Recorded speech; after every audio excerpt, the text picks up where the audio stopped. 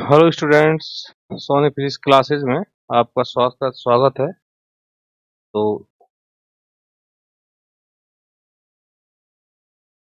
Soni physics classes IIT JM के लिए, BSc के लिए, 11th-12th के लिए फ्री ऑनलाइन कोर्स, फ्री बिल्कुल फ्री ऑनलाइन कोर्स है ना, चला रही है यूट्यूब चैनल पर।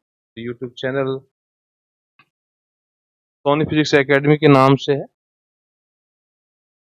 है ना, जिसको तुम सब्सक्राइब कर सकते हो आसानी से यूट्यूब पे जाके। और इस चैनल में आईआईटी जेएम की अभी क्लासेस चल रही हैं, और आईआईटी जेएम में इलेक्ट्रॉनिक्स की लाइव क्लासेस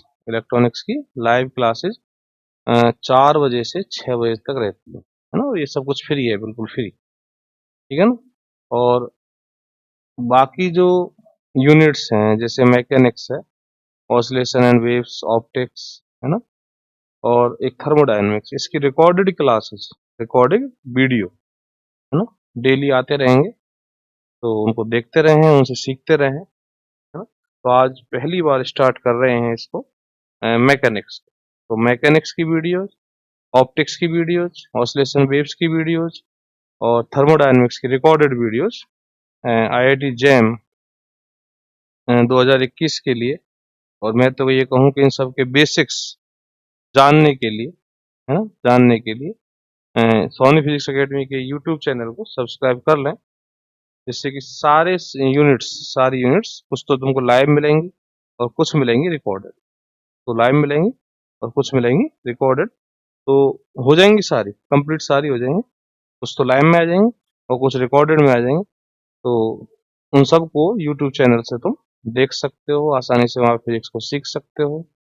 तो मैं यहाँ पे जो कोशिश करता हूँ, यहाँ पे जो मैं कोशिश करता हूँ वो यही करता हूँ कि तुमको अच्छे से समझ में आए, है ना। फिजिक्स के एक एक बारीक बात को तुम जानो, बेसिक्स को जानो, सब बातों को जान पाओ, जिससे कि आगे जब तुम आईआईटी में जाओ, आगे जब आईआईटी में जाओ तो तुम्हें कोई दिक्कत ना आए, ठीक है। कुछ बच्चे ऐसे हैं जो नहीं जानते कि आईआईटी जेएम क्या होता है, तो उसके लिए अलग वीडियो बनाएंगे। 12th के ऐसे बच्चे हैं जो इस वीडियो को देखेंगे, क्योंकि ये जो वीडियो बन रही है आज आज सेंटर ऑफ मास मैकेनिक्स में सेंटर ऑफ मास की वीडियो बन रही है। तो इसको सभी बच्चे देखेंगे जिनको भी ये मिलेगी, सबको सब देखेंगे। तो सब देखेंगे तो ये सोचेंगे कि आईआईटी जेएम क्या बीमारी है। तो उसके लिए एक अलग वीडियो यूट्यूब चैनल पर डालेंगे कि आईआईटी जेएम क्या है, इसमें एडमिशन कैसे होता है, किसके लिए होती है, डॉट डॉट डॉट सारी बात, ठीक है ना। तो अभी स्टार्ट करते हैं सेंटर ऑफ मास को। मैकेनिक्स का जो सबसे खतरनाक टॉपिक माना जाता है, लोग कहते हैं कि भाई खतरनाक है, मेरे हिसाब से तो खतरनाक नहीं है। तो जो सबसे खतरनाक माना जाता है उसी को स्टार्ट कर रहा हूँ आज, ठीक है। सेंटर ऑफ मास के बारे में बात करते हैं। तो 1 मिनट अभी रुके, थोड़ा सा एक प्रॉब्लम से आ रही है, ठीक है। हम्म,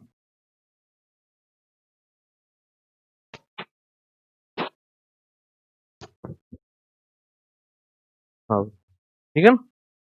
तो सबसे पहले मैंने जो टॉपिक उठाया है सेंटर ऑफ मास, क्योंकि इसी में ही अ, जो काइनेमेटिक्स है वो लगभग आ जाएगी।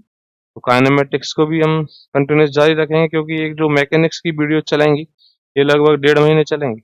1.5 महीने तक ये वीडियो चलने वाली है। तो 1.5 महीने में तो काफी मैकेनिक्स हो जाती है ना, अच्छे से समझ में आ जाएगी। तो सब बात एक एक बात बारीकी से तुमको समझाएंगे कि क्या है क्या नहीं है, सब बातें समझाएंगे। वेलोसिटी को फील कराएंगे, एक्सेलरेशन को फील कराएंगे। एक्सेलरेशन में सबसे बड़ी दिक्कत होती है, ठीक है। सब बातों को करेंगे। तो मैं दोबारा बोल रहा हूँ कि आईआईटी जेएम की अभी वीडियो चल रही है, इलेक्ट्रॉनिक्स की लाइव वीडियो चल रही है 4 से 6, और रिकॉर्डेड वीडियो तो अब मैंने आज से शुरू कर दी है, ठीक है ना। मैकेनिक्स की शुरू कर रहे हैं, उसके बाद फिर ऑप्टिक्स और ऑसिलेशन वेव्स एंड थर्मोडायनेमिक्स, इन सब की रिकॉर्डेड वीडियो रहेंगे। बाकी जो बचे इलेक्ट्रॉनिक्स वो चली रही है, इलेक्ट्रोडायनेमिक्स है ना, मॉडर्न फिजिक्स, ठीक है ना, इन सब की वीडियो, मैथमेटिकल फिजिक्स, इन सब की वीडियो लाइव चल, ठीक है। तो मैकेनिक्स को शुरुआत करते हैं। तो मैकेनिक्स की शुरुआत में सबसे पहले सेंटर ऑफ मास के नाम से, सबसे पहले सेंटर ऑफ मास। तो सेंटर ऑफ मास क्या बीमारी है क्या नहीं है, तो पहले इसकी बात करते हैं। तो सेंटर ऑफ मास, सबसे पहले सेंटर ऑफ मास एक लाइन यहाँ पे मैं ड्रॉ कर देता हूँ, जिससे मैं इससे ऊपर नहीं जाऊँ, ठीक है। ओके, तो सबसे पहले सेंटर ऑफ मास। एक लाइन मुझे ड्रॉ करनी पड़ती है यहाँ पे, जिससे कि मैं इससे ऊपर नहीं जाऊं।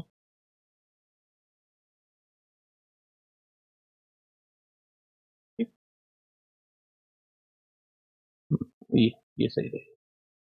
ओके, चलो। तो सबसे पहला कि भैया सेंटर ऑफ मास है क्या,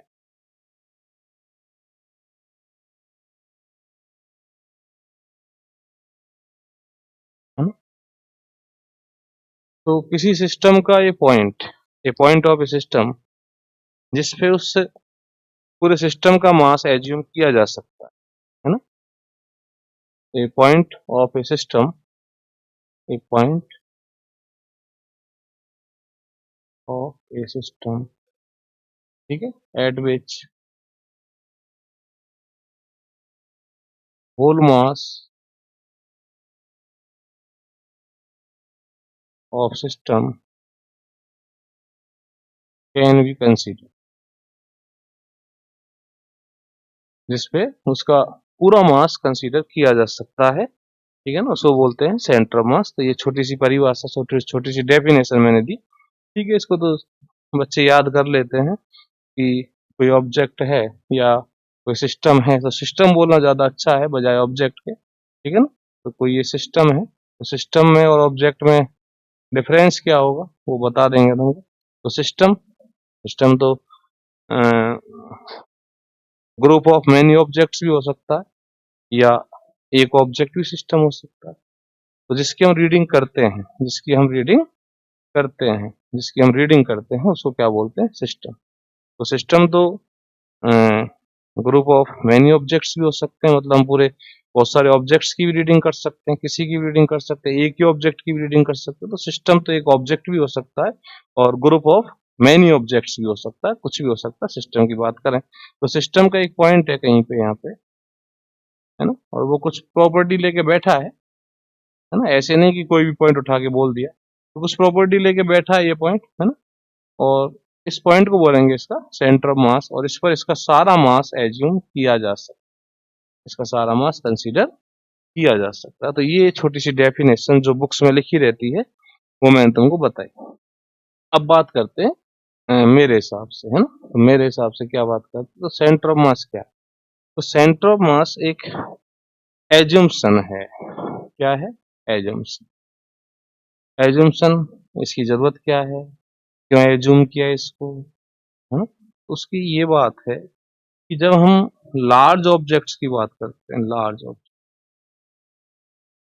या लार्ज सिस्टम की बात करते हैं, है ना। तो लार्ज ऑब्जेक्ट्स की बात करते हैं, उसकी जब मोशन की बात करते हैं, उसकी मैकेनिक्स की बात करते हैं, उसकी काइनेमेटिक्स की बात करते हैं, तो वहां पे अभी दिखाऊंगा मैं तुमको, वहां पे वहां पे सेंटर ऑफ मास की ही जरूरत पड़ती है। मतलब कि लार्ज ऑब्जेक्ट्स की रीडिंग करने के बजाय उसके सेंटर ऑफ मास की रीडिंग कर लो, सेंटर ऑफ मास की रीडिंग कर लो, पूरे सिस्टम की रीडिंग हो जाती है ना। लार्ज ऑब्जेक्ट्स की रीडिंग करते हैं तो लार्ज ऑब्जेक्ट की रीडिंग करना थोड़ा सा टिफिकल हो जाता है। तो टिफिकल ना हो इसके लिए क्या करते हैं, हम उसके सेंटर ऑफ मास की रीडिंग कर लेते हैं। क्या कर लेते हैं, सेंटर ऑफ मास की रीडिंग कर लेते हैं, जिससे कि वो सिस्टम आसान हो जाता है हमारे लिए, उसकी उसकी रीडिंग आसान हो जाती है, ठीक है ना। जैसे एक बात बोलते हैं, देखो तो कैसे कैसे एक्सप्लेन करूंगा, देखो थोड़ा सा ध्यान से देखना। सेंटर ऑफ मास की एक प्रॉपर्टी होती है कि सेंटर ऑफ मास का लीनियर मोमेंटम और सिस्टम का लीनियर मोमेंटम, ये मैं प्रूव करूंगा बाद में, अभी मेरे को जरूरत है यहाँ पे इसे समझाने की, इस बात को समझाने के लिए, ठीक है ना। तो मैं बोल रहा हूँ, इस बात को प्रूव कर देंगे कि सेंटर ऑफ मास का जो लीनियर मोमेंटम होता है और जो सिस्टम का लीनियर मोमेंटम होता है वो सेम होता है, बिल्कुल सेम, इक्वल, ठीक, समझ। चल, दूसरी बात, न्यूटन क्या कहता है, न्यूटन कहता है कि एफ एक्सटर्नल बराबर TP system over D P, सब जानते हैं इसको, है ना। ओके, अब पी सिस्टम की जगह पे मैं पी सेंटर ऑफ मास रखूं, थोड़ा सा मैं एक एग्जांपल ले रहा हूं तुमको अच्छे से समझाने के लिए, ठीक है ना। और पी सेंटर ऑफ मास को क्या लिखूं मैं, पी सेंटर ऑफ मास को क्या लिखूं, M B centre of mass, M B centre of mass. तो P centre of mass, centre of mass का मोमेंटम, और वी सेंटर ऑफ मास क्या है, सेंटर ऑफ मास की वेलोसिटी, और यदि m कांस्टेंट है तो m को बाहर निकाल लें, यानी ये क्या बन जाएगा, और ये क्या बन गया, एक्सेलरेशन एफ एक्सटर्नल बराबर M A centre of mass, है ना। तो देखो यहाँ पे मैंने क्या लिखा, मैंने यहाँ पे जब इसको लगाया, न्यूटन का जो लॉ है, ये सेकंड लॉ, इसको जब मैंने लगाया यहाँ पे, है ना, तो यहाँ पे सिस्टम के लिए लगाया, एक लार्ज सिस्टम था, उस पर मैंने कोई फोर्स अप्लाई किया था, उस फोर्स के लिए मैंने ये लिखा इक्वेशन। देन इसको जब मैंने रिप्लेस किया सेंटर ऑफ मास से, तो मेरे सामने ये इक्वेशन है। अब ये इक्वेशन मुझको क्या चिल्ला चिल्ला के बता दी कि भैया फोर्स किस पे लगा, सिस्टम पे, फोर्स किस पे लगा, सिस्टम पे, है ना। एक्सेलरेशन किसका मिल रहा है मेरे को, सेंटर ऑफ मास। सिस्टम का एक्सेलरेशन नहीं मिल, सिस्टम का तो एक्सेलरेशन की कोई बात ही नहीं है यहाँ, देखो कहीं आई है, सिस्टम के एक्सेलरेशन की कोई बात नहीं आई, ठीक है ना, समझे। सिस्टम की तो तुम वेलोसिटी भी डिफाइन नहीं कर सकते, सिस्टम की वेलोसिटी डिफाइन नहीं कर सकते, ठीक है ना। यदि जैसे मान लें कि एक रॉड है ये, है ना, एक बात बताएं थोड़ा सा, ये रॉड है ना, इसका ये सेंटर ऑफ मास है। अब इसने तो तुमने इस पर यहाँ फोर्स लगा दिया एफ एक्सटर्नल, बिल्कुल कहाँ पे, सेंटर ऑफ मास। तो इसकी जो मोशन होगी, कौन सी मोशन होगी, ट्रांसलेशन मोशन होगी। कौन सी मोशन होगी, ट्रांसलेशन मोशन। और ट्रांसलेशन मोशन होगी तो सारे पॉइंट्स, इसके जो सारे पार्टिकल्स हैं, इस रॉड के जो सारे पार्टिकल्स हैं, वो सेम वेलोसिटी से ही जाएंगे। यहाँ तक तो ये बात समझ में आती है ना। और कितनी वेलोसिटी से, वीसीएम वेलोसिटी, जितनी वेलोसिटी से सेंटर ऑफ मास जाएगा उतनी वेलोसिटी से ये सारे पॉइंट जाएंगे, है ना। यदि तुम फोर्स सेंटर ऑफ मास पे लगाते हो, यदि तुम फोर्स कहाँ पे लगाते हो, सेंटर ऑफ मास पे, तो इसकी ये लीनियर मोशन होती है, ट्रांसलेशन मोशन होती है, लीनियर ट्रांसलेशन मोशन होती है, जिसमें सारे पार्टिकल्स एक साथ, सारे पार्टिकल्स एक साथ सेम वेलोसिटी से मूव करते हैं, और वेलोसिटी कितनी होती है, सेंटर ऑफ मास की वेलोसिटी के बराबर। किसकी वेलोसिटी के बराबर, सेंटर ऑफ मास की। देखो यहाँ पे सब साफ साफ, ठीक है ना। तो यहाँ पे यदि मैं एक्सेलरेशन की बात करूं, यहाँ पे यदि मैं एक्सेलरेशन की बात करूं, तो एफ एक्सटर्नल बराबर M A centre of mass, यहाँ पे ये लगेगा। तो यहाँ पे जो मेरे पास एक्सेलरेशन आने वाला है, किसका आने वाला है, सेंटर ऑफ मास। किसका एक्सेलरेशन मिलने वाला है मेरे को, सेंटर ऑफ। अब तुम चाहे सेंटर ऑफ मास का एक्सेलरेशन बोल लो, और चाहे तुम इन पार्टिकल्स का एक्सेलरेशन बोल रहे हो, बात तो एक ही, क्यों, देख लो। तो वेलोसिटी सबकी, जो जो सेंटर ऑफ मास की वेलोसिटी है वही हर पार्टिकल की वेलोसिटी है, तो जो सेंटर ऑफ मास का एक्सेलरेशन होगा वही हर पार्टिकल का एक्सेलरेशन होगा, है ना। इस बात को मैं तुमको फील कराऊंगा अच्छे से, बहुत अच्छे से फील कराऊंगा कि वेलोसिटी, वेलोसिटी और एक्सेलरेशन क्या होता है, ठीक है ना। वो बात की बात है, पहले तो अपन इसको सीख लें। तो यहाँ तो ठीक है, यहाँ तो ये बात समझ में आती है ना। लेकिन यदि मैं ऐसे बात करूँ, चलो ये नहीं है, यहाँ पे क्या कर रहा हूँ मैं, एक रोटेशन वाली बात ले रहा हूँ। तो यदि मैं रोटेशन वाली बात लूँ, जैसे एक ऑब्जेक्ट है, इसका ये सेंटर ऑफ मास है, और तुमने यहाँ पे फोर्स लगा दी, यहाँ पे फोर्स लगा दी, है? अब ये जो फोर्स लगा है, इससे मुझे एक्सेलरेशन किसका मिलने वाला है, centre of mass. Centre of mass का एक्सेलरेशन तो आएगा एसी, लेकिन इस पॉइंट का एक्सेलरेशन थोड़ी आएगा, है ना। क्योंकि यहाँ पे जब तुम फोर्स लगाओगे, थोड़ा सोचो मोटी बुद्धि से, जब यहाँ पे फोर्स लगाओगे तो ये ऑब्जेक्ट लीनियर मोशन करने वाली है, रोटेशन, बोलो, रोटेशन ही तो करेगी। तो यहाँ पे रोटेशन करेगी, इस तरह रोटेट करेगी, तो इस तरह रोटेट करेगी। तो ये फोर्स जब तुमने लगाया यहाँ पे, जो सेंटर ऑफ मास पे तुमने नहीं लगाया, इसमें तो क्या हुआ, सेंटर ऑफ मास पे लगा दिया तुमने, ठीक है। तो यहाँ पे जो फोर्स ये लगा है, ये वाला जो पॉइंट है, ये वाला पॉइंट है, रोटेट करने, सर्कुलर मोशन में जाना शुरू कर देगा विद रेस्पेक्ट टू सेंटर, इस तरह। और ऑब्जेक्ट जो है, पूरा ये ऑब्जेक्ट जो है वो किस में चला जाएगा, रोटेशन में। और ये वाला पार्टिकल सेंटर मास, सॉरी, ये वाला पार्टिकल सर्कुलर मोशन में जाना शुरू कर देगा। तो इसका जो एक्सेलरेशन आएगा, इसका जो एक्सेलरेशन आएगा, इतना नहीं होना, इसका भी, दूसरे पॉइंट को यहाँ लूं मैं, तो उसका भी एक्सेलरेशन इतना नहीं आना, और इन दोनों का तो कभी सेम आना ही नहीं, है ना। तो मेरी बात सुने ध्यान से, कि जब मैं एफ एक्सटर्नल इस पे लगा रहा हूँ, इस ऑब्जेक्ट पर एफ एक्सटर्नल लगा रहा हूँ, तो मुझे यहाँ पे किसका एक्सेलरेशन रखना चाहिए, ये क्वेश्चन है मेरा। मुझे किसका रखना चाहिए, सेंट्रोम। एक ऐसे पॉइंट का एक्सेलरेशन है ना जिस पर सारा मास कंसीडर किया जा सकता है। यहाँ साफ साफ दिख रहा है ना। मैं इसका भी नहीं रख सकता, इसका भी नहीं रख सकता, इसका भी नहीं रख सकता, इसका भी नहीं रख सकता, इसका भी नहीं रख सकता, मुझे पता ही नहीं किसका रखना है इन पर।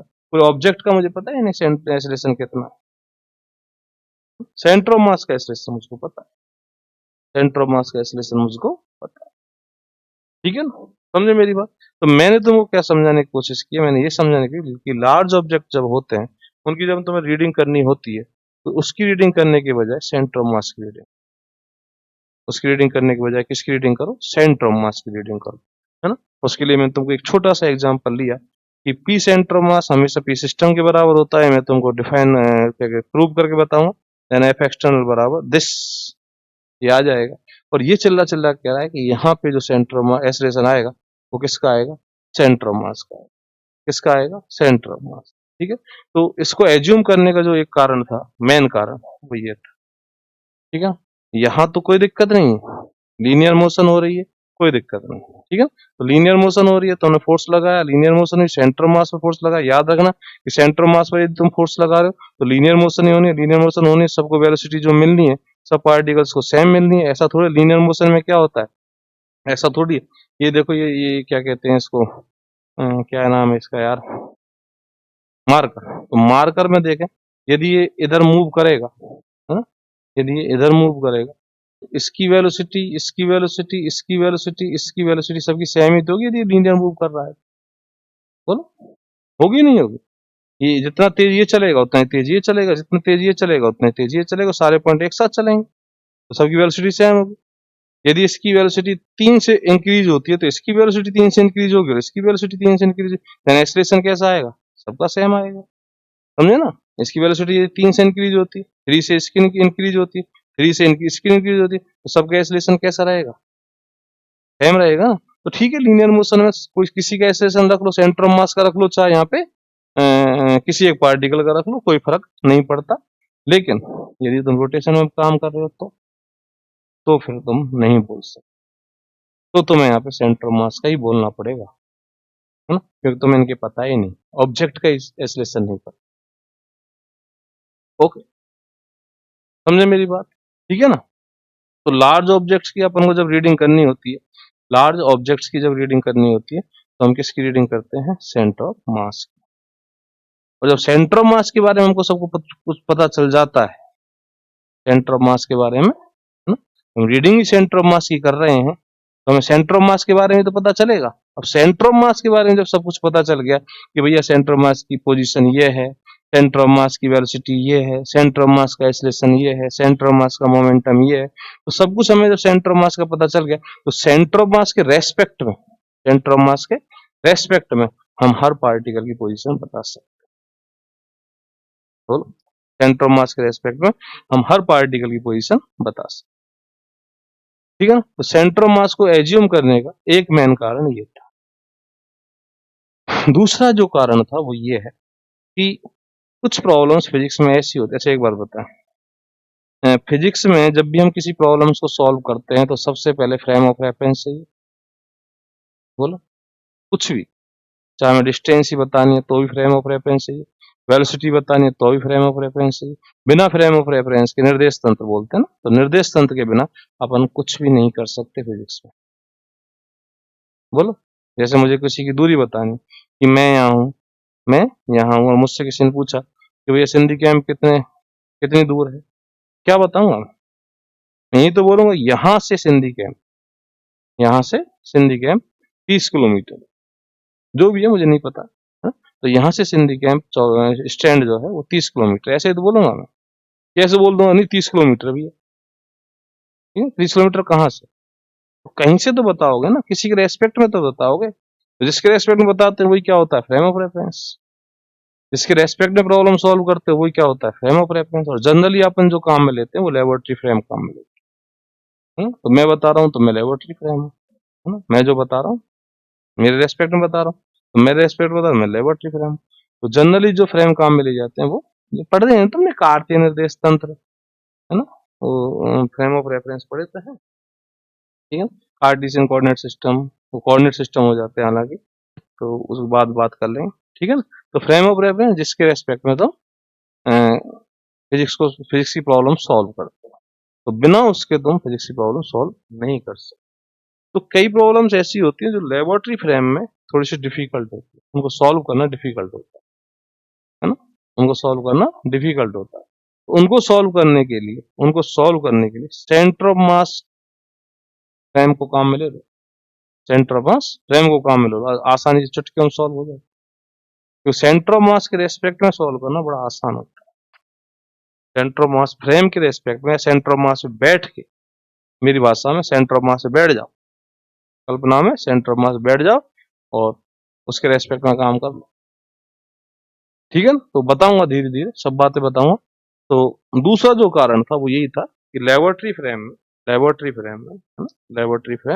मैं अभी दोबारा बोल रहा हूँ कि जब भी हम किसी प्रॉब्लम को सॉल्व करते हैं फिजिक्स में तो किसकी जरूरत पड़ती है, सबसे पहले जरूरत पड़ती है फ्रेम ऑफ रेफरेंस की। बिना फ्रेम ऑफ रेफरेंस के तुम कुछ नहीं कर सकते, वेलोसिटी का डिस्टेंस भी नहीं बता सकते, ठीक है।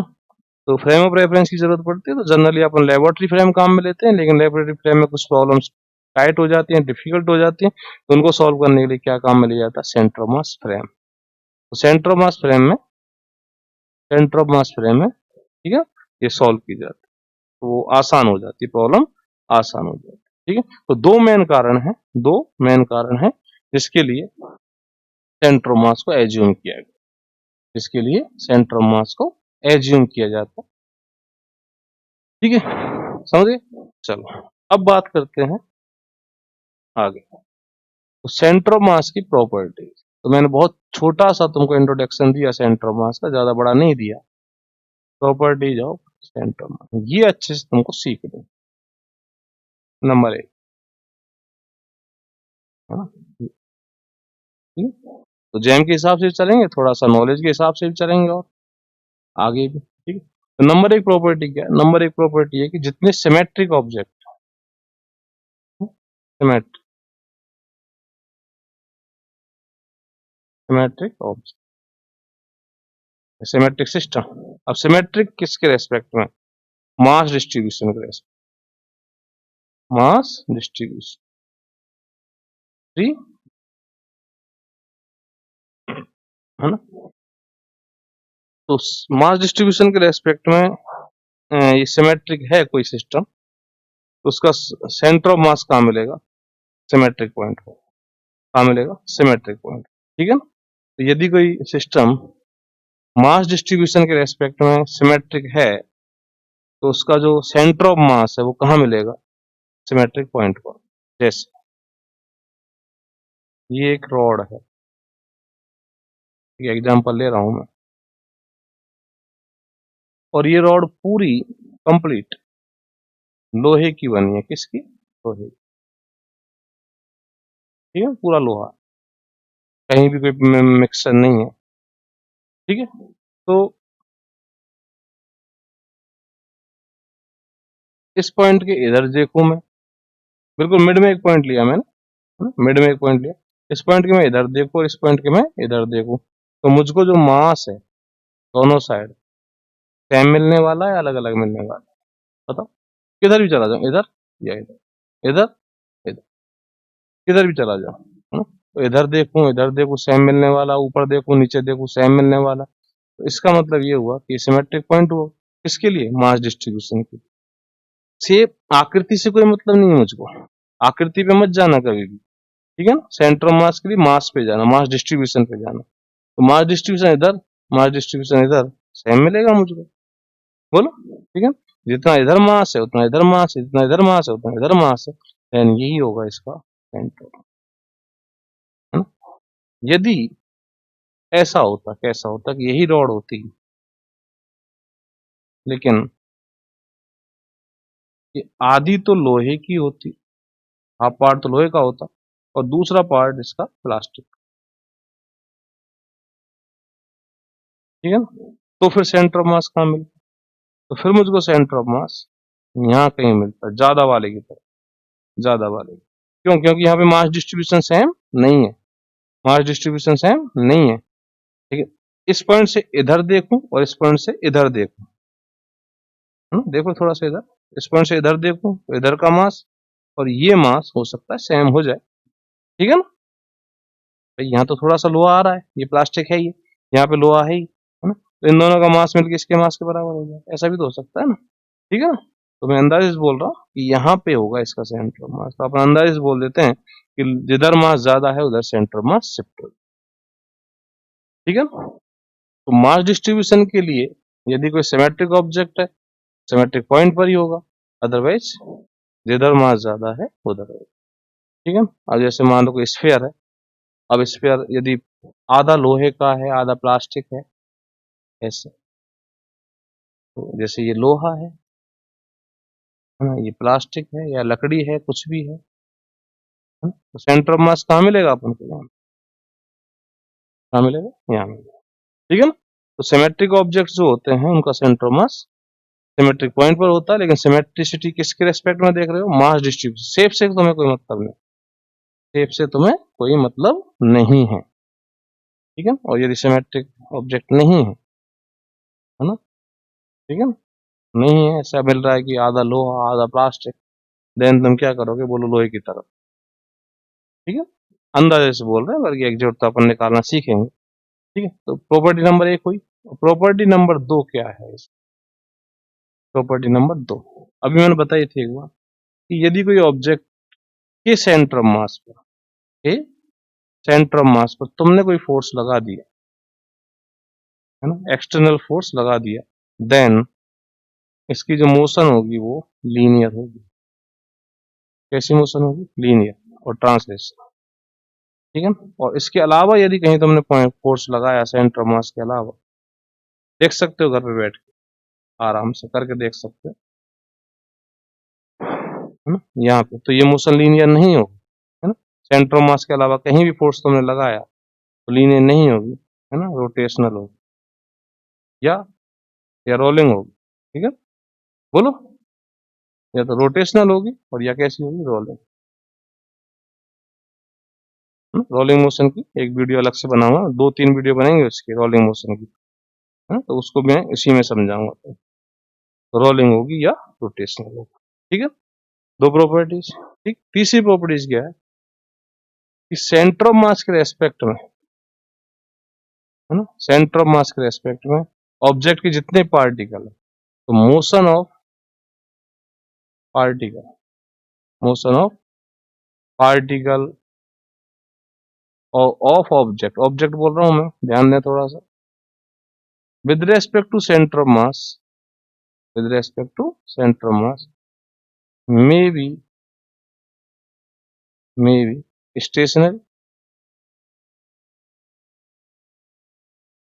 और सर्कुलर, इसके अलावा कोई दूसरा ऑप्शन नहीं बनना, तीसरा ऑप्शन नहीं बनना, या तो सेंटर ऑफ मास के रेस्पेक्ट में सारे पार्टिकल स्टेशनरी होंगे और या फिर सर्कुलर मोशन कर रहे होंगे, इसके अलावा कोई ऑप्शन नहीं बनेगा। देख सकते हो यहाँ पे, जैसे ये वाला बात करें तो ये दोनों पॉइंट, ये पार्टिकल ले लो, चाहे तुम ये पार्टिकल लो, कोई सब ले लो, इसकी वेलोसिटी यदि वीसीएम है, तुमको थोड़ी देर पहले बताई थी, तो इसकी वेलोसिटी भी क्या है, वीसीएम, इसकी वेलोसिटी क्या है, वीसीएम, इसकी वेलोसिटी वीसीएम, इसकी वेलोसिटी वीसीएम, इसकी वेलोसिटी सेम, सबकी सेम वेलोसिटी, इसके रेस्पेक्ट में इसकी वेलोसिटी कितनी हुई, 0, इसके रेस्पेक्ट में इसकी वेलोसिटी कितनी हुई, 0, देन इसके रेस्पेक्ट में ये कैसा है, स्टेशनरी। भाई तुम ऐसे देखो, बच्चों की तरह देखो, गधों की तरह देखो, इस पे बैठ जाओ, इस पे तुम बैठ जाओ, तो अब तुम किसके रेस्पेक्ट में काम करोगे, सेंटर ऑफ मास के रेस्पेक्ट, जब तुम इस पर बैठे हो तो सेंटर ऑफ मास के रेस्पेक्ट में काम करोगे। तो एक बात और समझ लो,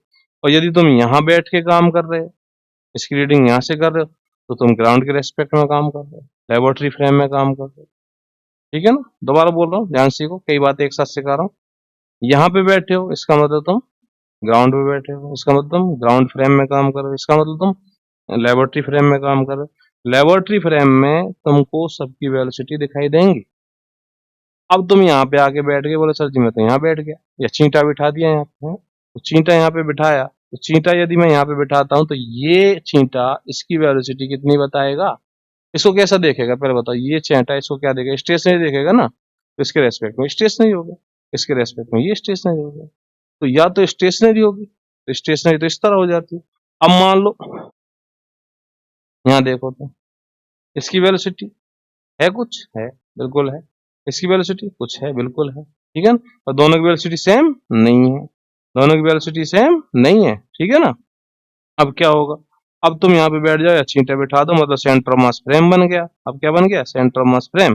तो सेंटर ऑफ मास फ्रेम के रेस्पेक्ट में यदि तुम यहाँ बैठे हो या चींटा बैठा है, तो चींटे के रेस्पेक्ट में या तुम्हारे रेस्पेक्ट में या सेंटर ऑफ मास फ्रेम के रेस्पेक्ट में ये कैसी मोशन करता दिखेगा तुमको, सर्कल।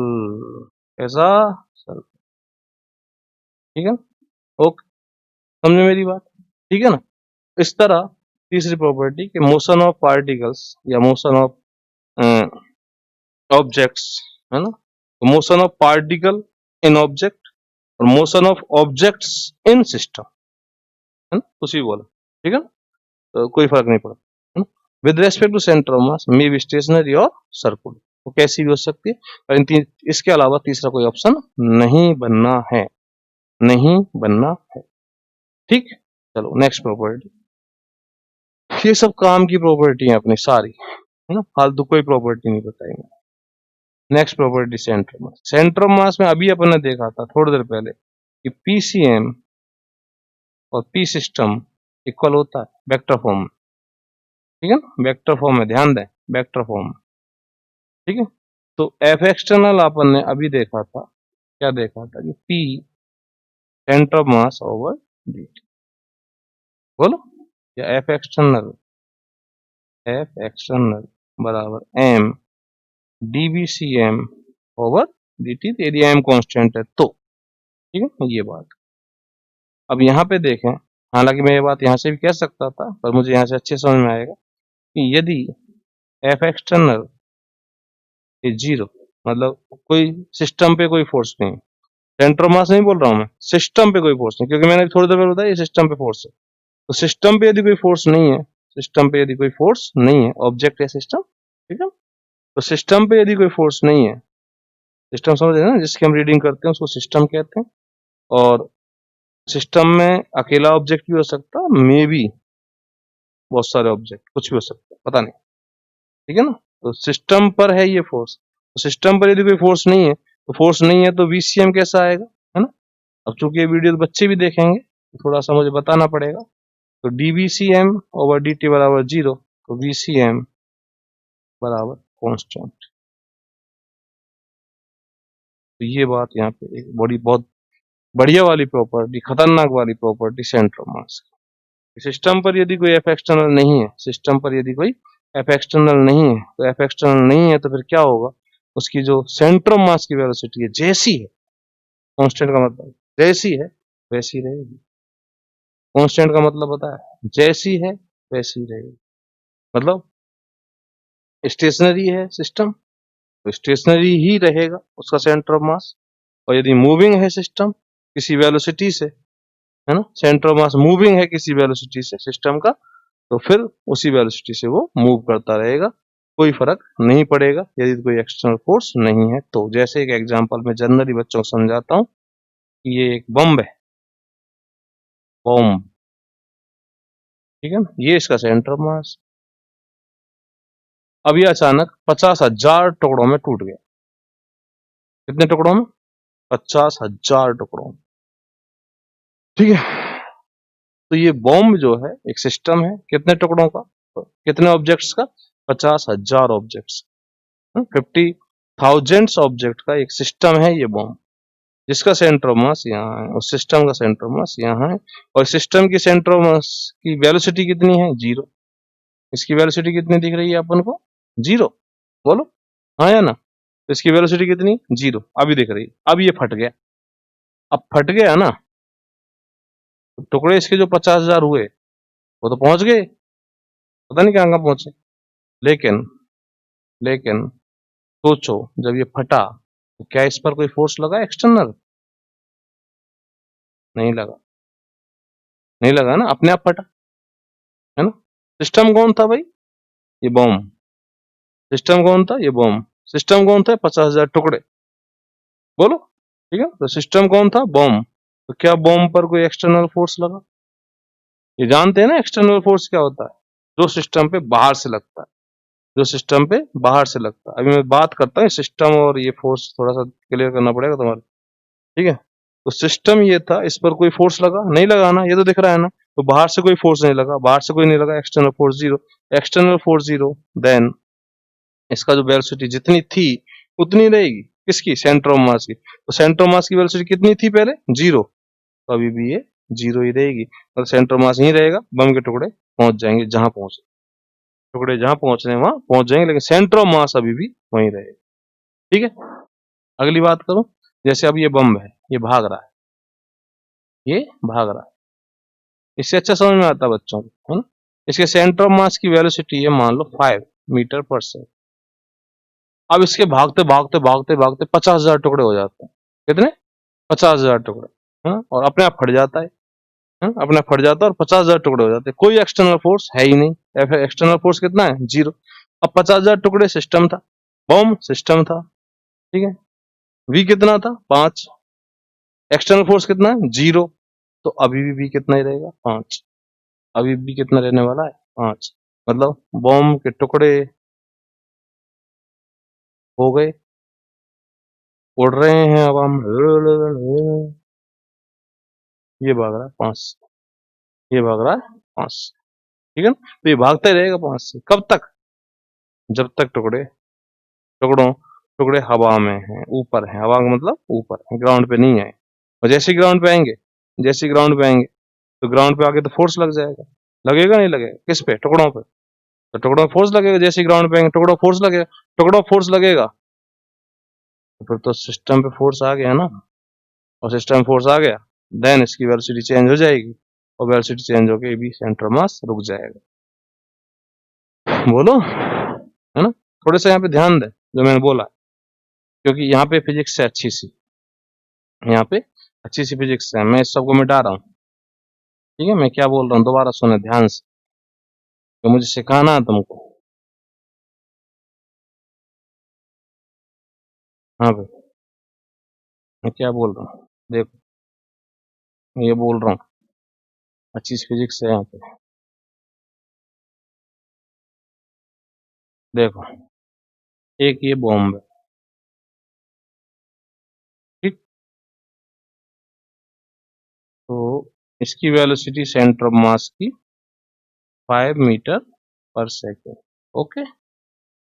ये इसका सेंटर, ये भागा भागा भागा और अचानक यहाँ पे आके हट गया, और मान लो 2 ही टुकड़े हुए इसके, कितने, 2। तो जब ये फटा, जब ये फटा, तो इस पर कोई एक्सटर्नल फोर्स नहीं था, नहीं था ना, अपने आप ही तो फटा, फटा, कोई नहीं था, देन बॉम्ब के 2 टुकड़े हो गए, ठीक है। तो सेंटर ऑफ मास अभी भी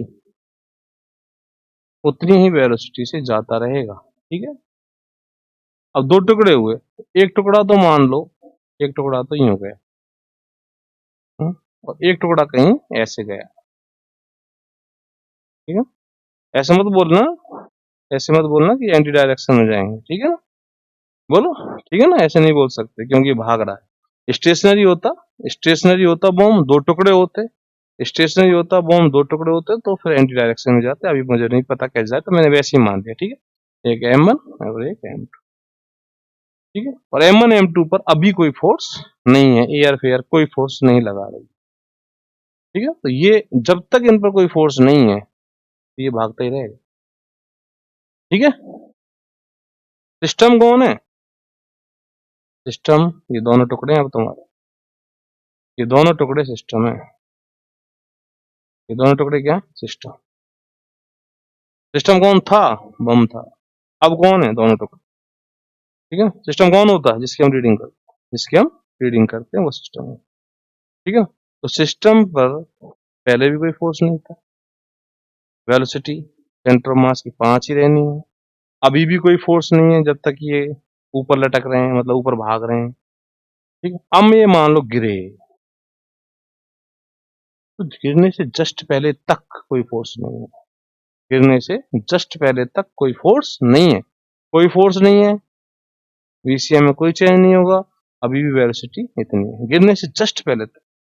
लेकिन जब गिर जाएंगे तो कॉलिजन होगा यहाँ पे, और कॉलिजन होगा तो फोर्स लगेगा, और फोर्स किस पे लगेगा? सिस्टम। तो सिस्टम में तो ये दोनों ही है ना, फोर्स किस पे लगेगा? सिस्टम। तो कौन सा फोर्स? एक्सटर्नल, इंटरनल नहीं, एक्सटर्नल। इंटरनल नहीं बोला मैंने, एक्सटर्नल। सर ये एक्सटर्नल कैसे? ये सिस्टम है, ये सिस्टम है ना, है ना? ये दोनों ही तो है सिस्टम, ये दोनों ही है ना सिस्टम, है ना, दोनों ही सिस्टम है। तो दोनों सिस्टम है, तो क्या ये ग्राउंड जो है सिस्टम में है तुम्हारे में? ग्राउंड सिस्टम में नहीं है। बोलो, तुम तो इन दोनों की रीडिंग कर रहे हो ना, ये तुम्हारे सिस्टम में, इन दोनों की रीडिंग कर रहे हो, ये तुम्हारे सिस्टम में, ठीक है ना? तो इन दोनों की रीडिंग कर रहे हो, ये सिस्टम है, ग्राउंड थोड़ी सिस्टम में है। ग्राउंड तो सिस्टम में नहीं है, ग्राउंड में तो दो ही है। अब ये जो ग्राउंड है, ये इनमें कॉलिजन से फोर्स लगा रही है, तो ग्राउंड तो फिर सिस्टम के बाहर से फोर्स लगा रही है, क्योंकि सिस्टम में है ही नहीं, सिस्टम में दोनों ही है। हाँ, ये दोनों आपस में टक्कर कर जाते, ये दोनों आपस में टक्कर कर जाते, देन और सिस्टम के अंदर ही फोर्स लगा, वो इंटरनल होता है, वो इंटरनल होता है। ये एक्सटर्नल फोर्स, ग्राउंड ने जो फोर्स लगाया इन दोनों पर, वो एक्सटर्नल है। क्यों? क्योंकि ग्राउंड खुद एक्सटर्नल है, ग्राउंड सिस्टम के अंदर नहीं है, तो एक्सटर्नल फोर्स लग गया। अब एक्सटर्नल फोर्स लग गया, देन क्या होगा? सेंटर मास की वेलोसिटी चेंज होगी, सेंटर मास की वेलोसिटी चेंज होगी, ठीक है। यहाँ चीज फिजिक्स थी, मैं तुमको बता दूं, ओके, ठीक है। तो ये बात ये हुई। नेक्स्ट प्रॉपर्टी की बात करें तो ये बात है, नेक्स्ट प्रॉपर्टी सेंटर मास, अच्छी वाली प्रॉपर्टी है, ठीक है।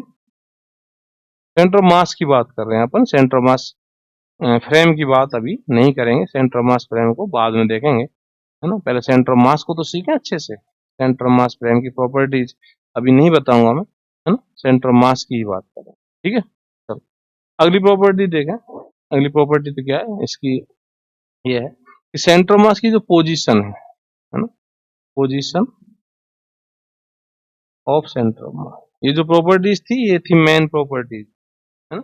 Position of centre mass, position of centre of मास दो तरह से बताते हैं, नंबर एक कोऑर्डिनेट से, नंबर दो पोजीशन वेक्टर से, ठीक है।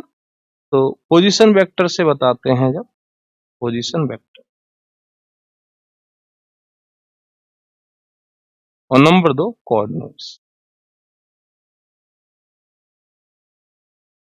ठीक है। तो दो दो तरह से बताते हैं, और कोई भी पॉइंट हो दुनिया का, कोई भी पॉइंट हो, उसकी पोजीशन बताने के दो ही तरीके हैं, या तो तुम पोजीशन वेक्टर बताओ उसका, उस पॉइंट का, और या फिर तुम उसके कोऑर्डिनेट बताओ किसी के रेस्पेक्ट में।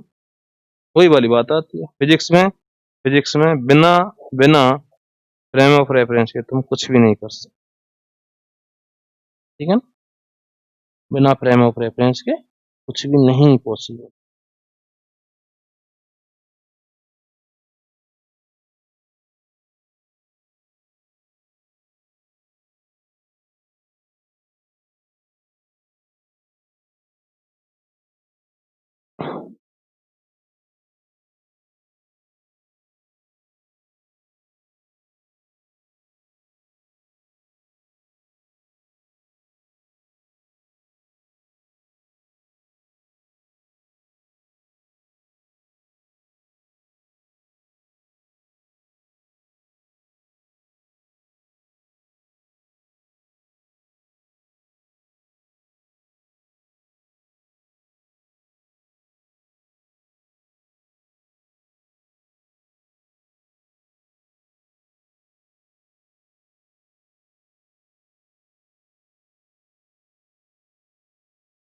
हाँ भाई, ठीक है ना, ठीक है। तो किसी भी पॉइंट की जब हम पोजीशन बताते हैं, तो पोजीशन बताने के मात्र दो ही तरीके होते हैं, नंबर या तो पोजीशन वेक्टर बता दो उस पॉइंट का किसी के रेस्पेक्ट में, और या फिर उस पॉइंट के कोऑर्डिनेट बता दो किसी के रेस्पेक्ट में। तो बिना रेस्पेक्ट तो काम नहीं चलना, ठीक है ना। ओके, वही बताए थे ना, सिंधी कैंप की दूरी 30 किलोमीटर बोले कहाँ से, तो उसके रेस्पेक्ट में बताओ कि यहाँ से, ठीक है ना। तो position vector of centre mass क्या होता है? RCM वेक्टर बराबर समेशन ओवर, सब जानते हैं इसको, MI RI vector upon summation over MI, I बराबर 1 टू कितना, n तक ले लें, I बराबर 1 टू सेंटर ऑफ मास की जो पोजीशन वेक्टर है वो इस तरह लिखा जाता है, ठीक है ना। और सेंटर ऑफ मास का जो कोऑर्डिनेट है एक्स कोऑर्डिनेट वो समेशन ओवर आई बराबर 1 to n M I X I upon summation over, ठीक है ना, ऐसी Y C M summation over I बराबर 1 to n। मैं इसको प्रूव नहीं करूंगा, M I Y I upon summation over I बराबर 1 to n ऐसे जेड सी एम लिखे सेंटर ऑफ मास का जेड कोऑर्डिनेट, तो समेशन ओवर आई बराबर 1 to n M I Z I upon summation over I बराबर 1 to n। ये ये ये जो मैंने लिखा है, ठीक है, ये तुम याद कर लेना, बाकी न्यूमेरिकल्स में सब समझ में, न्यूमेरिकल्स कराएंगे इसके कल की वीडियो में, न्यूमेरिकल्स आएंगे, ठीक है ना। तो ये सेंटर ऑफ मास का पोजीशन वेक्टर आरसीएम वेक्टर, यहाँ पे जो एम है ये वाला एम, तो मैं बता देता हूँ, एम क्या है, मास ऑफ सिंगल ऑब्जेक्ट, है ना, इन सिस्टम। तो सिस्टम में जो सिंगल ऑब्जेक्ट है उसका मास है, ठीक है। अब यदि मान लो किसी सिस्टम में 5 ऑब्जेक्ट हैं तो एन का मान 5, एन का मान क्या लेना 5, तो यहाँ पे m1 m2 m3 m4 m5 आ जाएगा। यहाँ पे ये आर आई क्या है, ये आर आई है इसका इसका पोजीशन वेक्टर, इसका पोजीशन वेक्टर उसी पॉइंट के रेस्पेक्ट में, जिस पॉइंट के रेस्पेक्ट में आरसीएम वेक्टर, ठीक है। ऐसे ही यहाँ पे ये मास किसी सिंगल ऑब्जेक्ट का सिस्टम के का, और ये उसका एक्स कोऑर्डिनेट, ये उसका वाई कोऑर्डिनेट और ये उसका जेड कोऑर्डिनेट, ठीक है ना, समझिए। 5 ऑब्जेक्ट है तो उसमें किसी एक ऑब्जेक्ट का मास उसका एक्स कोऑर्डिनेट, दूसरे ऑब्जेक्ट का मास उसका एक्स कोऑर्डिनेट, तीसरे ऑब्जेक्ट का मास उसका एक्स कोऑर्डिनेट, चौथे ऑब्जेक्ट का मास उसका एक्स कोऑर्डिनेट, पांचवें ऑब्जेक्ट का मास उसका एक्स कोऑर्डिनेट, ठीक है ना, मैं बच्चों की तरह बता रहा हूँ। ओके, समझ गए। तो ये जो मैंने सब कुछ लिखा है तुमको, ये वाला सेंटर ऑफ मास का position vector, centre of mass के X coordinate, centre of mass के Y coordinate, centre of mass के जेड कोऑर्डिनेट, ये डिस्क्रीट सिस्टम के लिए हैं सारे।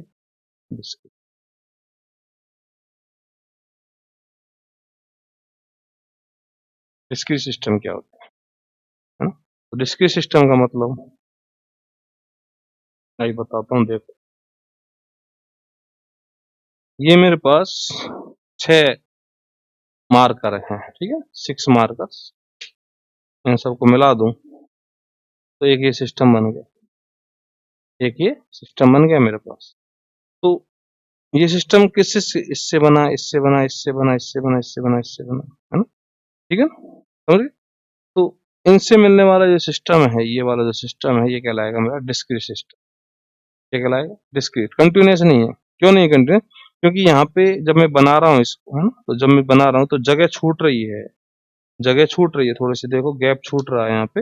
गैप छूटने का मतलब कि जहां जहां गैप आ रहा है वहां वहां मास नहीं है, वहां वहां मास नहीं है। तो मास यहाँ पे दूर दूर है, मास यहाँ पे कैसे है, दूर दूर, इनके बीच में गैप है सबके बीच में, तो मास यहाँ पे कैसा है, दूर दूर है, गैप आ गया, तो मास डिस्ट्रीब्यूशन गड़बड़ हो गया यहाँ, ठीक है ना, बोलो। तो ये कहलाएगा डिस्क्रीट सिस्टम, ठीक है ना। और यदि इसी की बात करूं, है ना, इसकी बात तो नहीं करें, सॉरी, इसकी बात करें अकेले, ये, है ना? तो ये किसका बना हुआ है, इसका मैटर क्या है, लकड़ी, वुडन। तो लकड़ी जो है हर जगह है इसकी, हर जगह। तो जहां मैटर होता है ना, जहां मैटर होता है वहां मास होता है, जहां मैटर होता है वहां मास होता है। तो मैटर क्या है, लकड़ी। ऑब्जेक्ट क्या है, डस्टर। ऑब्जेक्ट क्या है, डस्टर। सिस्टम क्या है, डस्टर। ऑब्जेक्ट क्या है, डस्टर। सिस्टम क्या है, डस्टर। ऑब्जेक्ट क्या है, डस्टर। मैटर क्या है, लकड़ी। मैटर क्या है, लकड़ी। और लकड़ी, सॉरी, जहां मैटर वहां मास, तो मास तो इसका हर जगह पे, मास कहाँ पे, इसका हर जगह, ठीक है। तो ये कैसा हुआ, कंटिन्यूस सिस्टम। कैसा हो गया, कंटिन्यूस, क्योंकि इसका मास डिस्ट्रीब्यूशन कंटिन्यूस। ओके, समझ गए। तो यहाँ पे जो कुछ लिखा गया है, ये जो फॉर्मूलेज लिखे गए हैं, ये केवल डिस्क्रीट सिस्टम के लिए हैं, कंटिन्यूस सिस्टम के लिए नहीं है। तो कंटिन्यूस के लिए क्या है, तो कंटिन्यूस के लिए ये है, कंटिन्यूस सिस्टम के सेंटर ऑफ मास का एक्स कोऑर्डिनेट, अभी तो इतना याद कर लें, X D M D M, Y coordinate of centre of mass of continuous body या continuous system YDM integration DM। ऐसी ZCM integration of ZDM upon integration होगा ये कंटिन्यूस की। जैसे अभी मैंने बताया डस्टर के लिए तुम ये अप्लाई करोगे, है ना, स्फीयर के लिए तुम ये अप्लाई करो, 4-5 डस्टर हो तो फिर तुम्हें ये अप्लाई करना पड़ेगा, अकेला डस्टर है तो ये अप्लाई, ठीक है, समझ गए। अब यहाँ पे कौन क्या है वो सुन लो। तो ये तो सेंटर ऑफ मास के XYZ कोऑर्डिनेट है, पता है ना, ठीक है ना। चलो ये क्या है, वहां पे तुम एक एलिमेंट लोगे, उसमें उस कंटिन्यूस बॉडी में, उस कंटिन्यूस सिस्टम में एक एलिमेंट लोगे, उसका मास है, वो बताऊंगा तुमको, पूरी डिटेल बताऊंगा इसकी, है ना। उसका मास है और x क्या है, x, यहाँ पे जो x है, यहाँ पे जो y है, यहाँ पे जो z है, ये क्या है, ये जो एलिमेंट लिया है ना तुमने, ये जो एलिमेंट लिया है, ये dm मास का जो एलिमेंट लिया है, उसके सेंटर ऑफ मास का, dm मास का जो एलिमेंट है उसके सेंटर ऑफ मास का x कोऑर्डिनेट, उसके सेंटर ऑफ मास का y कोऑर्डिनेट, उसके सेंटर ऑफ मास का z कोऑर्डिनेट, ठीक है ना। और XCM YCM ZCM क्या है, जो डस्टर है, पूरा डस्टर है ना, उसके सेंटर ऑफ मास के कोऑर्डिनेट। और XYZ क्या है, जो तुमने एलिमेंट लिया है, जो तुमने एलिमेंट वहां पे लिया है, उसके सेंटर ऑफ मास के XYZ कोऑर्डिनेट, ठीक है, मेरी बात क्लियर है यहाँ तक, ठीक है ना। तो ये बात हुई। अब आगे तो ये तो पोजीशन ऑफ सेंटर ऑफ मास यदि हमें निकालना हो, डिटरमाइन करना हो, तो हम इस तरह डिटरमाइन करें, सब सिखाऊंगा, न्यूमेरिकल्स में सिखाऊंगा, अभी मैं इनको ड्राइव नहीं करूंगा, है ना, क्योंकि ड्राइव करने से अपन कोई मतलब नहीं है, ठीक है, बहुत लंबा मामला चलेगा, नहीं तो फिर ड्राइव करता रहता, ठीक है। तो ये बात हुई। अब इसके बाद velocity of centre of mass, velocity of centre of mass, है ना। और एक प्रॉपर्टी और खतरनाक वाली, जो बहुत भयंकर काम करती है, तो जो मैंने प्रॉपर्टी बताई अच्छे से तुमको आनी चाहिए, ठीक है। Next velocity of centre of mass, CM साहब। तो वेलोसिटी ऑफ सेंटर ऑफ मास क्या होगी, देखो सब जानते हैं, तो नन्हे मुन्ने हैं, RCM क्या होता है, summation over MI RI vector I बराबर 1 to N अपॉन I बराबर 1 to N MI वेक्टर। इसको डिफरेंशिएट कर दें with respect to time, with respect to time इसको डिफरेंशिएट करें, तो समेशन ओवर I बराबर 1 to N MI DRI over DT upon I बराबर 1 to N MI, ठीक है। तो मास तो अभी कांस्टेंट है सबका, ठीक है, समझे, या बच्चों की तरह करूं, ये तो सिंपल है, ये कांस्टेंट है, ये कांस्टेंट है, इसका हो जाएगा। तो ये जो है ये, है ना, ये वेलोसिटी है, तो वेलोसिटी ऑफ सेंटर ऑफ मास, ये वेलोसिटी तो है, वेलोसिटी ऑफ सेंटर ऑफ मास, और ये क्या है, I बराबर 1 to N MI, और ये क्या है भैया, ये जो जिसका ये मास है ना MI, जिसका ये MI मास है, उसकी वेलोसिटी है, उसकी velocity MI VI upon this, ये सेंटर मास की वेलोसिटी है। एक्सेलरेशन निकालना तो इसको डिफरेंशिएट कर दो, acceleration of centre of mass I बराबर 1 to N MI AI और I बराबर 1 to N MI, ठीक है। तो आज लंबी सी थ्योरी में इसकी कंप्लीट कर दूंगा, ठीक है, समझ गए। अब यहाँ पे थोड़ा सा और देखें, यहाँ से चलें, ये क्या है, ये देखो, ये उस सिस्टम में जितने भी ऑब्जेक्ट्स हैं उन सब का जो मास है उनका टोटली तो है, ये 5 ऑब्जेक्ट हैं, M1 M2 M3 M4 M5, उन सबका टोटल मतलब सिस्टम का मास होगा, M1 plus M2 plus M3 plus M4 plus M5 सबका सिस्टम का मास होगा। सिस्टम का मास मान लो कैपिटल एम है, क्या है, कैपिटल एम। बोलो, ये 5 उंगलियां सिस्टम में, M1 M2 M3 M4 M5, इन सब का मास, सिस्टम का मास ही तो, सिस्टम का मास मैं एम लिख दूं और एम को मैं इधर मल्टीप्लाई कर दूं, तो क्या बनेगा, MBCM बराबर समेशन ओवर I बराबर 1 to N MI। बोलो प्यारे, ठीक है। तो ये क्या है, ये है सेंटर ऑफ मास का linear momentum, linear momentum of centre of मास। और ये क्या है, ये बताओ, ये एक सिस्टम, सिस्टम के एक ऑब्जेक्ट का, एक ऑब्जेक्ट का लीनियर मोमेंटम PI। और ये क्या है, ये पूरे सिस्टम का, ये क्या है, पूरे सिस्टम, पूरे सिस्टम का जो लीनियर मोमेंटम है वो सेंटर ऑफ मास के मोमेंटम के बराबर होता है, ठीक है ना। ओके, समझ गए। तो यहाँ पे जो मैंने शुरू शुरू में एक बात कही थी, वही कही थी मैं, यही तो कही थी, ठीक है ना, क्लियर। ओके, तो ये बात वेलोसिटी अपन को याद रखनी है, और जो कोऑर्डिनेट्स बताई थी वो याद रखने, एक्सेलरेशन हो गया और ये मोमेंटम हो गया। फोर्स वाली बात अपन ने कर ही ली, ठीक है ना, F बराबर ma वाली वो अपने शुरू में कर ही ली। अब एक जो बड़ी प्रॉपर्टी है सेंटर ऑफ मास की, है ना, वो और रह गई लास्ट। अपन सेंटर ऑफ मास की बात कर रहे हैं, सेंटर ऑफ मास फ्रेम की बात नहीं कर रहे हैं। और अच्छे अच्छे सवाल, अच्छे अच्छे क्वेश्चन, ऐसी वर्मा के क्वेश्चन, है ना, अच्छे अच्छे क्वेश्चन अपन यहाँ करने वाले हैं, तो डोंट हैव टेंशन। जैम में जो आता है सेंटर ऑफ मास का मैटर वो सारा कंप्लीट होगा। 12th वाले बच्चों के लिए वीडियो अच्छी है, RPSC वालों के लिए वीडियो अच्छी है, क्योंकि इसमें न्यूमेरिकल करना तुम सीखोगे सेंटर ऑफ मास से, ठीक है। कल से नेक्स्ट वीडियो में न्यूमेरिकल। अगली जो प्रॉपर्टी है सेंटर ऑफ मास कि यहाँ पे एक मैं लिख रहा हूं MI और RCI, I बराबर 1 to N, ये हमेशा 0 होता है, ये हमेशा क्या होता है, 0। क्या लिखा है मैंने, सिस्टम में जितने भी ऑब्जेक्ट हैं, है ना, उनके मास, उनमें से किसी एक का मास ये ले लो, और उस मास का पोजीशन वेक्टर, उस मास का पोजीशन वेक्टर, ठीक है ना, लेकिन किसके रेस्पेक्ट में, सेंटर ऑफ मास के रेस्पेक्ट,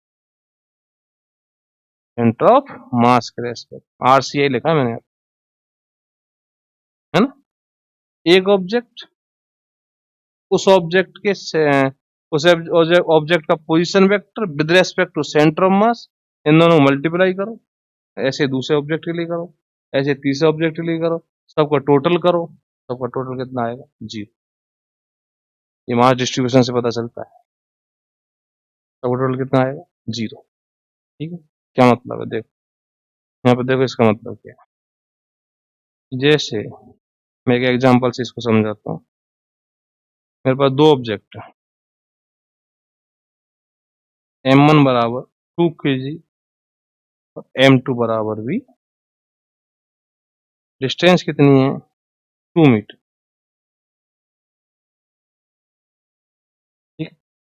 अपन अंदाजे से बता सकते हैं ना इसका सेंटर ऑफ मास कहाँ होगा, दोनों मास सेम है, मास डिस्ट्रीब्यूशन से सेंटर ऑफ मास बिल्कुल मिड में होगा, ये सबको पता है, ये सेंटर ऑफ मास इसका यहाँ होगा। तो ये डिस्टेंस कितनी हो गई, 1 सेंटीमीटर, और ये डिस्टेंस कितनी हो गई यहाँ से, 1 सेंटीमीटर, ठीक है।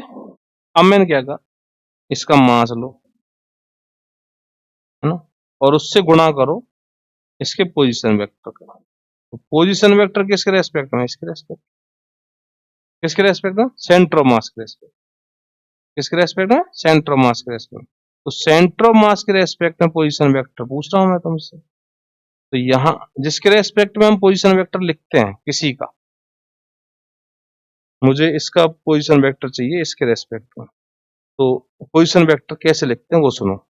तो जिसके रेस्पेक्ट में पोजीशन वेक्टर लिखना होता है ना, तो सेंटर ऑफ मास के रेस्पेक्ट में पोजीशन वेक्टर लिखना किसका, इसका। तो जिसके रेस्पेक्ट में लिखना होता है उससे एरो बनाना शुरू कर दो। तो ये मैंने यहाँ से एरो बनाना शुरू कर दिया, ठीक है ना। तो यहाँ से मैं एरो बनाना शुरू कर देता हूँ, देखो इधर से यहाँ थोड़ा सा ऊपर बना देता हूँ, क्या दिक्कत। और किसकी तरफ जाऊंगा, जिसका बनाना है, ठीक है ना। तो ये जो एरो है ये बता रहा है कि इसके रेस्पेक्ट में इसका सेंटर ऑफ मास का, सॉरी इसके रेस्पेक्ट में इसका पोजीशन वेक्टर। ओके, ऐसे ही इसके रेस्पेक्ट में, सॉरी इसकी इसी के रेस्पेक्ट में लिखना है, इसका भी लिखना है। तो इसके रेस्पेक्ट में इसका पोजीशन वेक्टर ये रहा। तो एरो कहाँ शुरू करना है, जिसके रेस्पेक्ट में तुम्हें पोजीशन वेक्टर लिखना है, और कहाँ खत्म करना है, जिसका लिखना है, ठीक है ना। तो ये बात ओके, समझ गए। चलो इसको मैं नाम देता हूँ जैसे R1 वेक्टर है ना, R1, इसको नाम देता हूँ R2 वेक्टर। ओके, ठीक है। तो मैं क्या लिखता हूँ, इसको यहाँ चेक करता हूँ कि M1 इंटू R1 वेक्टर है ना, तो RC1 कह देता हूँ जिससे कंफ्यूजन नहीं होगी तुमको। इसको मैं नाम दे देता हूँ RC1 वेक्टर, इसको दे देता हूँ RC2, ठीक है। तो RC1 वेक्टर और M2 RC2 वेक्टर, इसको मुझे चेक करना है ये कितनी क्वांटिटी आई, M1, ठीक है ना। अब देखो यहाँ पे RC1 वेक्टर, तो डिस्टेंस कितनी है भैया, 1, डिस्टेंस कितनी है ये 1, ठीक है। और ये डायरेक्शन क्या है, अभी तो मेरे हाथ में मानना। तो यदि मैं इसको एन कैप कहता हूं तो ये डायरेक्शन क्या आएगी, minus N cap, minus N cap. तो ये आ गई minus N cap plus M2 1, भाई ये भी तो 1 ही है ये डिस्टेंस। तो RC2 वेक्टर बराबर 1 इंटू प्लस एन कैप। तो देखो ये, और M1 और M2 कैसे हैं, सेम। तो ये और रख दो वैल्यू, तो ये 2 किलोग्राम और ये कैसा 2 किलोग्राम। तो देख 2 माइनस एन कैप और 2 प्लस एन, तो ये क्या हो गया जी,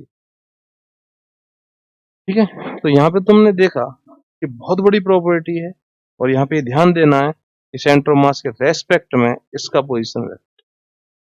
तो जितने भी ऑब्जेक्ट वहां पे हैं उन सब का ये क्वांटिटी निकाल लो, इसको मास इनर्शिया बोलते हैं, ठीक है ना। तो मास इनर्शिया निकाल के उन सब का टोटल कर लो, अलजेब्रिक सम कर लो। Oh my God,